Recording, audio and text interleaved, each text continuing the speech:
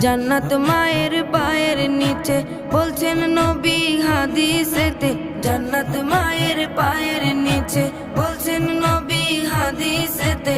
দয়াল নবীর কথা তোমার ভালো লাগে না, দয়াল নবীর কথা তোমার ভালো লাগে না। আল্লাহ নবীজির দয়া তারা পাবে না, হায়রে আল্লাহ নবীজির দয়া তারা পাবে না।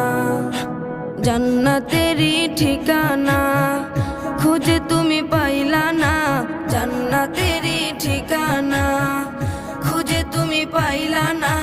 মা বাবা